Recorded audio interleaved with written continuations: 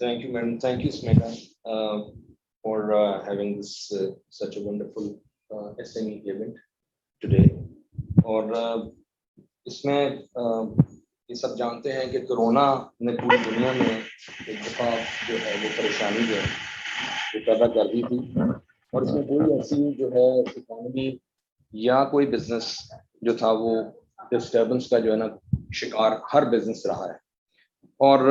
इसके असरात जो थे वो आज तक यानी 2 साल बाद भी बहुत सारी इकोनॉमीज पर अभी भी जो है वो नुमाया है। तो पिछले साल जब ये शुरू हुआ तो एक इसमें खौफ का आलम था, और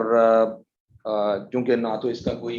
कोई मेडिसिन थी, ना इसका कोई इलाज था दुनिया में, और बिल्कुल ये एक एक जगह पे बिल्कुल जिस तरह बंद हो गई, और ना आप ट्रैवलिंग कर सकते थे in and out of the country, और पाकिस्तान समेत जो है बहुत सारे मुल्क जो थे उनके अंदर लॉकडाउन लग गया, और अच्छे भले जो बिजनेसेस थे वो शट डाउन हो गए। तो पाकिस्तान जैसा मुल्क जहां पर करीबन 60 to 70% जो है जो बिजनेस चलता है वो इंपोर्ट के ऊपर चल रहा है, और बहुत सारे जो हैं वो स्टैंडर्डाइज मटेरियल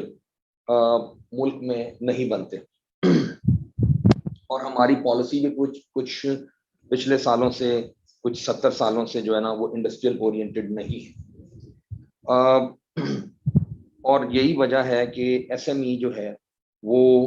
चूंकि यहाँ पर इंपोर्टेड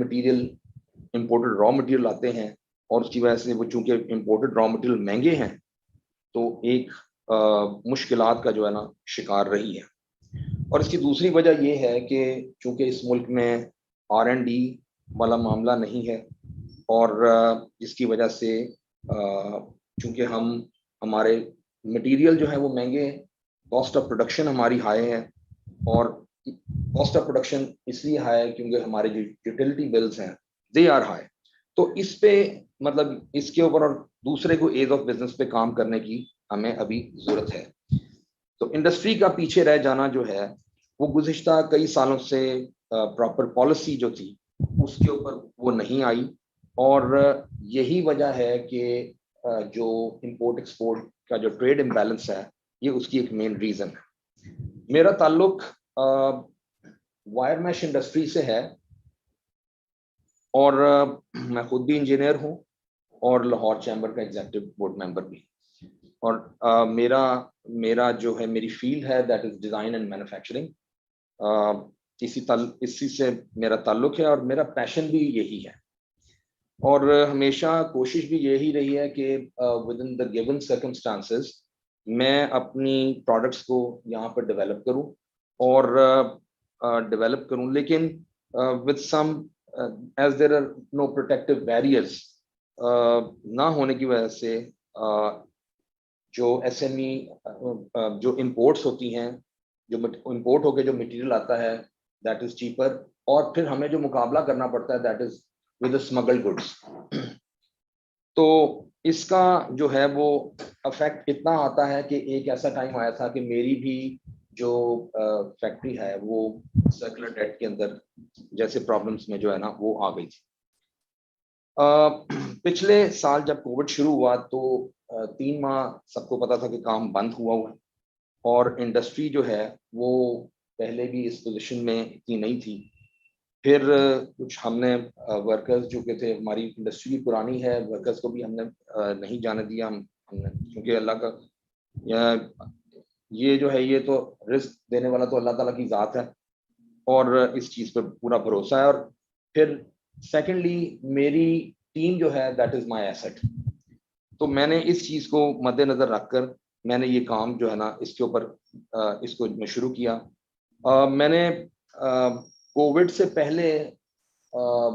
मैंने अपना डिजिटल मार्केटिंग के ऊपर काम कर रहा था, और अपनी वेबसाइट मैंने डेवलप की, और वेबसाइट से मुझे इंक्वायरीज आ रही थी। तो एक इंक्वायरी ऐसी आई कि जिसके अंदर एक प्रोडक्ट है मेरी वेल्डेड मैश,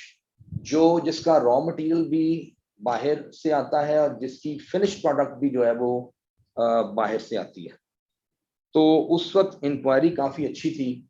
तो मैंने इसके ऊपर सोचा कि मैं इसको क्यों ना यहाँ पर डेवलप करें। तो फिर उस कोविड में जब वो 3 माह के बाद जब काम खुला, तो फिर I started finding out the material, और फिर मटेरियल के साथ कंफॉर्मेंस की, मटेरियल मिला उसको, ओरिजिनल मटेरियल के साथ कंफॉर्मेंस किया, उसके मैकेनिकल केमिकल प्रॉपर्टीज जो हैं वो उसके साथ अलाइन की, और इसमें I got help from the engineering university labs, और हुआ ये कि I was successful in developing the material successfully. इसके अंदर कुछ मैकेनिकल प्रॉपर्टीज उधर से मुझे काफ़ी हेल्प आउट हुआ, कुछ हमारे केमिकल्स थे, जिंक जिंक की जो कोटिंग है उससे हमें काफ़ी, वहाँ से हमें जो इंजीनियरिंग यूनिवर्सिटी की लैब से हमें काफ़ी हेल्प आउट मिली। तो दूसरा मरहला था कि हमारी मशीनरी भी कुछ उस किस्म की नहीं थी, तो उसको मैंने ऑल्ट्रेशन किया, चूँकि टारगेट वाज ह्यूज, तो we do have to supply all bunch of material to one of region in Pakistan, और ऊपर से ये था कि China was close and other countries were close to. तो फिर इसमें ये था कि ये जो मशीन थी दैट वाज इम्पोर्टेड आल्सो, अगर अब इसको रेगुलर चलाएं तो फिर इसके जो कंपोनेंट्स हैं, we need to find out those components also. तो कंपोनेंट्स भी यहाँ पर नहीं अवेलेबल थे। तो वो हुआ ये कि जब से ब्रेक डाउन हुई, फिर हमने कंपोनेंट्स भी यहाँ पर तैयार किए इसके, और somehow we were being able to develop that product, और ना सिर्फ उसको डेवलप किया बल्कि उसको एक गुड अमाउंट के अंदर सप्लाई भी किया, इस रीजन के अंदर पाकिस्तान में हमने सप्लाई भी दिया।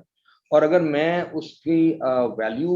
आपसे शेयर करूं तो दैट इज रफली लाइक 6 पॉइंट, अगर चाइना से मंगवाया जाए तो दैट इज 6.5 से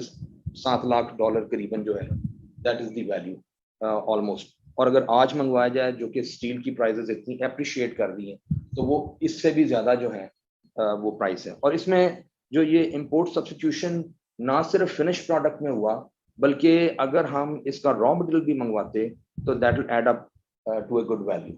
तो ये जो है इसके अंदर करीबन करीबन almost like 250 to 300 metric ton जो है मटेरियल भी हमने यूज किया, which has been developed inside the country without any assistance from foreign। और यहाँ पर अब ये हुआ कि हमने जो मटेरियल सप्लाई किया, that was very much appreciated by the supplier also, because इसमें ये था कि देखें उसमें वर्कर्स भी काफ़ी उनके थे, और जो कि अगर चाइना से हम वो करते तो इस ये जो है ना, ये करीबन को काफ़ी एक डिले के अंदर आ जाता मामला, जो कि हमने इसको डिलेंस को भी जो है ना, इसको हमने कवर अप किया। तो आई पर्सनली जो है ना, I appreciate with the policy of prime minister Imran Khan साहब के जिनका जो विजन था, दे उन्होंने पहली दफ़ा मेरा ख्याल है गालबन शायद इंडस्ट्री को कोई सपोर्ट जो है वो किया है, एंड आई अप्रिशिएट समेडा also for their so much of work. और इसमें ये हुआ कि अब मैं सिर्फ इसमें एट द एंड आपको ये बात करना चाहूँगा कि गवर्नमेंट से मैं रिक्वेस्ट करना चाहूँगा, क्योंकि जिस तरह एक पॉपुलेशन कंसेंसस हम करते हैं, इसी तरह ही जो है एक ट्रेड कंसेंसस भी अगर किया जाए हमारे जो इंडस्ट्री और ट्रेड के अंदर, तो उसमें ये चीज़ पता चल जाएगी, एक डेटा बेस जो है ना, सॉलिड डेटा बेस पता चल जाएगा, जिसमें हम यहाँ पे क्या क्या प्रोडक्ट्स वगैरह बनाते हैं, उसकी क्या कैपेसिटीज क्या है। तो अगर ये चीज़ हमारे पास सॉलिड डेटाबेस आ जाए, तो उसके ऊपर हम जो है अपने टैरिफ स्ट्रक्चर जो है ना, वो टैरिफ स्ट्रक्चर जो है ना, वो आप ला सकते हैं। और इससे ये होगा कि ट्रेड और इंडस्ट्री जो है ना, दोनों वो बैलेंस्ड होकर जो है ना चलेंगी, और इसमें जो है ना कोई बैरियर भी नहीं आएगा। तो दूसरी जो प्रॉपर ये है कि अगर हम इसकी बेस को ब्रॉड करें, और तीसरी ये है कि इसमें जिस तरह स्टेट बैंक ने भी काफ़ी लेजर्स दिए हैं बैंक्स को, लेकिन अभी एसएमईज को जो है ना, वो इसकी तरफ जो है ना, वो प्रॉपर जो है ना, सॉफ्ट लॉज आने के बाद भी एसएमईज को जो है ना फाइनेंशियल सपोर्ट जो है ना नहीं मिल रही, जैसे कि सीईओ मेरा साहब ने भी कहा भी। और आई एम श्योर कि जिस तरह अभी गवर्नमेंट अपनी पॉलिसीज ले रही है, अगर इसको और इम्प्रूव किया जाए तो इंशाल्लाह we'll be getting rid of IMF and donor agencies from this situation. Thank you very much. Thank you, Sheikh.